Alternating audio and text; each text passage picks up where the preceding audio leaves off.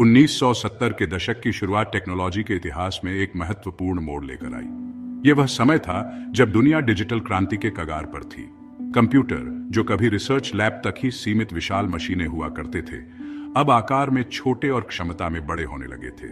ये मशीनें, जो कभी पूरे कमरे घेर कर रखती थी, अब ज्यादा सुलभ और उपयोगी होती जा रही थी। इस डिजिटल क्रांति के बीच एक नई अवधारणा उभरी, कंप्यूटर वायरस। ये प्रयोग और खोज का समय था, जहां संभावनाओं की सीमाओं को लगातार आगे बढ़ाया जा रहा था। इस नई घटना का सबसे पहला उदाहरण था क्रीपर। आज हम वायरस को जिस खतरनाक नजरिए से देखते हैं, क्रीपर उससे बिल्कुल अलग था। यह तो बस एक मजेदार प्रयोग के तौर पर बनाया गया था। यह साधारण सा दिखने वाला प्रोग्राम एक कंप्यूटर से दूसरे कंप्यूटर में जाता था और यह संदेश दिखाता था, I am the creeper, catch me if you can. यह एक हानिरहित मजाक था, लेकिन इसके दूरगामी परिणाम थे।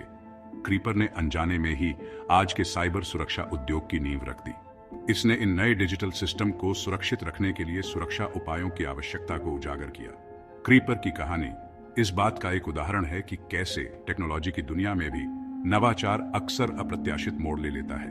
यह दिखाता है कि कैसे एक साधारण सा प्रयोग महत्वपूर्ण प्रगति का कारण बन सकता है। यह साइबर सुरक्षा के भविष्य को समझने के लिए अतीत को जानने के महत्व पर प्रकाश डालता है। क्रीपर के उद्भव का अध्ययन करके हम डिजिटल खतरों के विकास के बारे में बहुमूल्य शिक्षा प्राप्त कर सकते हैं। जैसे जैसे हम क्रीपर की उत्पत्ति में जाते हैं, हमें डिजिटल खतरों के विकास के बारे में बहुमूल्य जानकारियां मिलती हैं। हम देखते हैं कि कैसे अतीत के मजेदार प्रयोगों ने आज के गंभीर साइबर सुरक्षा उपायों को आकार दिया है। क्रीपर की कहानी केवल पहले कंप्यूटर वायरस के बारे में नहीं है। यह एक नए युग की शुरुआत की कहानी है। एक ऐसा युग जहां डिजिटल खतरे एक वास्तविकता बन गए और साइबर सुरक्षा की आवश्यकता सबसे महत्वपूर्ण हो गई। जैसे जैसे हम तकनीकी रूप से आगे बढ़ रहे हैं, डिजिटल खतरों से एक कदम आगे रहने की निरंतर लड़ाई महत्वपूर्ण बनी हुई है। अतीत को समझना हमें भविष्य के लिए तैयार करने में मदद करता है, यह सुनिश्चित करते हुए कि हम अपनी डिजिटल दुनिया को लगातार विकसित हो रहे खतरों से बचा सकें। क्रीपर के जन्म को समझने के लिए हमें पहले आर्पानेट के शुरुआती दिनों में वापस जाना होगा। यह अग्रणी नेटवर्क, जिसे अमेरिकी रक्षा विभाग द्वारा वित्त पोषित किया गया था, ने अनुसंधान संस्थानों को जोड़ा और आधुनिक इंटरनेट की नींव रखी। इस नए डिजिटल परिदृश्य में सुरक्षा एक प्राथमिक चिंता का विषय नहीं थी। ध्यान केंद्रित था कनेक्टिविटी और सहयोग पर। इंटरकनेक्टेड सिस्टम की संभावित कमजोरियों पर बहुत कम ध्यान दिया गया था। इस खुले और भरोसेमंद माहौल ने प्रयोग के लिए उपजाऊ जमीन प्रदान की। प्रोग्रामर जिज्ञासा से प्रेरित होकर इस नए डिजिटल क्षेत्र की सीमाओं का पता लगा रहे थे। यह इसी संदर्भ में था कि बीबीएन टेक्नोलॉजीज के एक इंजीनियर बॉब थॉमस ने क्रीपर बनाया, एक ऐसा प्रोग्राम जो विनाश के लिए नहीं, बल्कि एक साधारण यद्यपि असामान्य उद्देश्य के लिए डिजाइन किया गया था। बॉब थॉमस की रचना क्रीपर उस अर्थों में वायरस नहीं था जैसा कि हम आज समझते हैं। 1970 के दशक की शुरुआत में बॉब थॉमस, एक कंप्यूटर वैज्ञानिक, एक ऐसे प्रोजेक्ट पर काम कर रहे थे जिससे अंततः क्रीपर का निर्माण हुआ। आज हम जिन हानिकारक वायरस से परिचित हैं, उनसे अलग क्रीपर को एक अलग इरादे से डिजाइन किया गया था। यह एक स्वप्रतिकृति प्रोग्राम था जो ARPANET पर कंप्यूटर के बीच उड़ान भरता था। ARPANET आधुनिक इंटरनेट का एक पूर्ववर्ती, एक ऐसा नेटवर्क था जो विभिन्न शोध संस्थानों और विश्वविद्यालयों को जोड़ता था। क्रीपर एक कंप्यूटर से दूसरे कंप्यूटर में जाता था जो नेटवर्क सिस्टम की क्षमता को प्रदर्शित करता था, हालांकि इसका उद्देश्य सौम्य था। बॉब थॉमस का इरादा क्रीपर से किसी भी तरह का नुकसान पहुंचाने का नहीं था। इसके बजाय यह एक प्रयोग की तरह था। इन शुरुआती कंप्यूटर नेटवर्क की क्षमताओं का पता लगाने का एक तरीका था। क्रीपर एक साधारण सा संदेश लेकर चलता था, I am the creeper, catch me if you can. यह चंचल संदेश संक्रमित सिस्टम की स्क्रीन पर दिखाई देता था, जो उपयोगकर्ताओं को डिजिटल टैग के हानिरहित खेल में प्रोग्राम के साथ जुड़ने के लिए आमंत्रित करता था। यह आगे बढ़ने से पहले संक्रमित सिस्टम पर यह संदेश प्रदर्शित करता था और अपने पीछे कोई स्थायी नुकसान नहीं छोड़ता था। आधुनिक वायरस के विपरीत, जो फाइलों को दूषित कर सकते हैं या डेटा चुरा सकते हैं, क्रीपर अपना संदेश प्रदर्शित करने के बाद आगे बढ़ जाता था, जिससे सिस्टम बरकरार रहता था। क्रीपर का प्रभाव महत्वपूर्ण था, इसकी हानिरहित प्रकृति के बावजूद। इसने नेटवर्क पर स्वायत्त रूप से आगे बढ़ने के लिए प्रोग्राम की क्षमता का प्रदर्शन किया। एक अवधारणा जो उस समय के कंप्यूटर वैज्ञानिकों के लिए आकर्षक और चिंताजनक दोनों थी। इसने उस समय के इंटरकनेक्टेड कंप्यूटर सिस्टम में एक मौलिक भेद्यता का खुलासा किया। बिना किसी नुकसान के फैलने की क्रीपर की क्षमता ने इन शुरुआती नेटवर्क को सुरक्षित करने के लिए बेहतर सुरक्षा उपायों की आवश्यकता पर प्रकाश डाला। यह तथ्य कि एक प्रोग्राम नेटवर्क पर स्वायत्त रूप से फैल सकता है ने खतरे की घंटी बजा दी और सुरक्षात्मक उपायों की आवश्यकता पर प्रकाश डाला। शोधकर्ताओं ने यह महसूस करना शुरू कर दिया कि जैसे जैसे नेटवर्क बढ़ते हैं वैसे वैसे दुर्भावनापूर्ण प्रोग्राम द्वारा इन कनेक्शनों का फायदा उठाने की संभावना भी बढ़ती जाती है। क्रीपर हालांकि एक सौम्य इकाई ने अनजाने में एक नए युग की शुरुआत की थी, एक ऐसा युग जहां कंप्यूटर सिस्टम की सुरक्षा को अब नजरअंदाज नहीं किया जा सकता था। इस एहसास ने पहले एंटीवायरस प्रोग्राम के विकास और साइबर सुरक्षा के क्षेत्र की शुरुआत की, जिसने कंप्यूटर विज्ञान के परिदृश्य को हमेशा के लिए बदल दिया। खंड 4 reaper to the rescue, the first antivirus. Creeper का उदय हालांकि एक विनाशकारी शक्ति नहीं थी, लेकिन इसने प्रतिक्रिया को जन्म दिया। क्रीपर एक स्वप्रतिकृति प्रोग्राम था जो आज हम कंप्यूटर वायरस के रूप में जानते हैं, उसका एक पूर्ववर्ती था। यह एक सिस्टम से दूसरे सिस्टम में जाता था और यह संदेश प्रदर्शित करता था, मैं क्रीपर हूं, पकड़ सकते हो तो पकड़ो। हालांकि इस चंचल संदेश ने कंप्यूटर की परस्पर जुड़ी दुनिया में एक गंभीर भेद्यता को उजागर किया। रे टॉमलिंसन, जिन्हें ईमेल के आविष्कार के लिए व्यापक रूप से पहचाना जाता है, ने इस नई मिली भेद्यता को दूर करने के लिए इसे अपने ऊपर ले लिया। टॉमलिंसन केवल एक अन्वेषक नहीं बल्कि एक समस्या समाधान करता थे। वह समझते थे कि अगर क्रीपर फैल सकता है तो भविष्य में और भी दुर्भावनापूर्ण प्रोग्राम फैल सकते हैं। उन्होंने रीपर बनाया, जो एक ऐसा प्रोग्राम था जिसे संक्रमित सिस्टम से क्रीपर को ट्रैक करने और उसे खत्म करने के लिए डिजाइन किया गया था। रीपर अनिवार्य रूप से एक शिकारी था जो क्रीपर को खोजने और हटाने के लिए नेटवर्क के माध्यम से आगे बढ़ता था।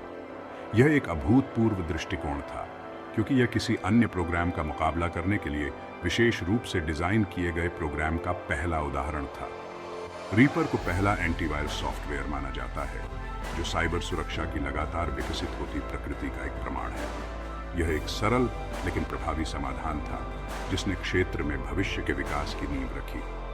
रीपर के निर्माण ने प्रदर्शित किया कि डिजिटल वातावरण की सुरक्षा के लिए सक्रिय उपाय किए जा सकते हैं। टॉमलिंसन द्वारा रीपर का निर्माण एक महत्वपूर्ण मोड़ था।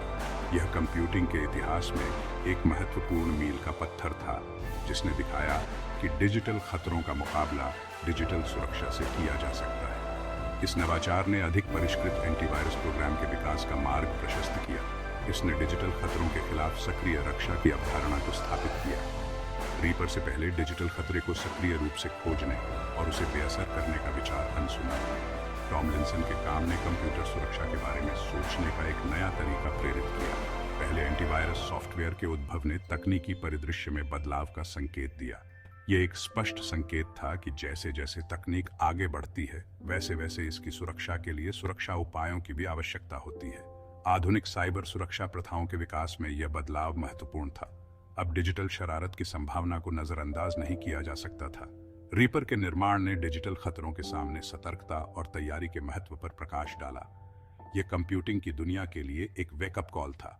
एक नई लड़ाई शुरू हो गई थी, एक ऐसी लड़ाई जो साइबर सुरक्षा विशेषज्ञों को डिजिटल खतरों की एक सतत बढ़ती सरणी के खिलाफ खड़ा कर देगी। यह लड़ाई आज भी जारी है, जिसमें साइबर सुरक्षा पेशेवर नवीनतम खतरों से बचाने के लिए लगातार नए उपकरण और रणनीति विकसित कर रहे हैं। रीपर की विरासत आज हमारे द्वारा उपयोग किए जाने वाले प्रत्येक एंटीवायरस प्रोग्राम और सुरक्षा उपाय में जीवित है। खंड 5 मजेदार शरारतों से लेकर दुर्भावनापूर्ण खतरों तक। क्रीपर के बाद के दशकों में कंप्यूटर वायरस के परिष्कार और दुर्भावनापूर्ण इरादे में नाटकीय वृद्धि देखी गई। जो चंचल शरारतों के रूप में शुरू हुआ, वह गंभीर खतरों में बदल गया। 1980 के दशक में ब्रेन बूट सेक्टर वायरस और मॉरिस वर्म जैसे वायरस का उदय हुआ, जिन्होंने तेजी से फैलने और महत्वपूर्ण व्यवधान पैदा करने के लिए कमजोरियों का फायदा उठाया। जैसे जैसे कंप्यूटर दैनिक जीवन का अभिन्न अंग बनते गए, नुकसान की संभावना तेजी से बढ़ती गई। वायरस अब केवल संदेश प्रदर्शित नहीं करते थे, वे डेटा चुराते थे। फाइलों को दूषित करते थे और सिस्टम को बंधक बना लेते थे। इन हमलों के पीछे की मंशा विविधतापूर्ण हो गई, जिसमें वित्तीय लाभ से लेकर जासूसी और साइबर युद्ध तक शामिल थे। खंड 6 साइबर सुरक्षा, एक आधुनिक हथियारों की दौड़। क्रीपर से लेकर आधुनिक समय के खतरों तक कंप्यूटर वायरस का विकास निरंतर रहा है। आज हमारा सामना परिष्कृत मैलवेयर, रैंसमवेयर और उन्नत लगातार खतरों के लगातार बदलते परिदृश्य से है। साइबर अपराधी ऑपरेटिंग सिस्टम, सॉफ्टवेयर और यहाँ तक कि मानवीय व्यवहार में कमजोरियों का फायदा उठाकर परिष्कृत तकनीकों का इस्तेमाल करते हैं।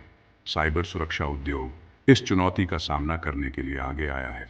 एंटीवायरस सॉफ्टवेयर व्यापक सुरक्षा स्वीट्स में विकसित हुआ है, जो वास्तविक समय में खतरों का पता लगाने और उन्हें बेअसर करने के लिए परिष्कृत एल्गोरिदम और मशीन लर्निंग को नियोजित करता है। हालांकि लड़ाई अभी दूर है। जैसे जैसे तकनीक आगे बढ़ती है, वैसे वैसे साइबर अपराधियों के उपकरण और रणनीति भी आगे बढ़ती है। ये हथियारों की एक सतत दौड़ है, जिसमें आगे रहने के लिए निरंतर सतर्कता और नवाचार की मांग की जाती है।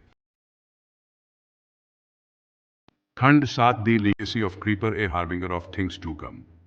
क्रीपर, पहला कंप्यूटर वायरस, भले ही एक हानिरहित शरारत रही हो, लेकिन इसकी विरासत गहरी है। इसने एक वेकअप कॉल के रूप में काम किया, जो इंटरकनेक्टेड कंप्यूटर सिस्टम की अंतर्निहित कमजोरियों को उजागर करता है। इसके उद्भव ने पहले एंटीवायरस सॉफ्टवेयर को विकसित किया और आज हम जिस साइबर सुरक्षा उद्योग को जानते हैं, उसकी नींव रखी। क्रीपर की कहानी हमें याद दिलाती है कि डिजिटल दुनिया में मामूली सी दिखने वाली घटनाओं के भी दूरगामी परिणाम हो सकते हैं।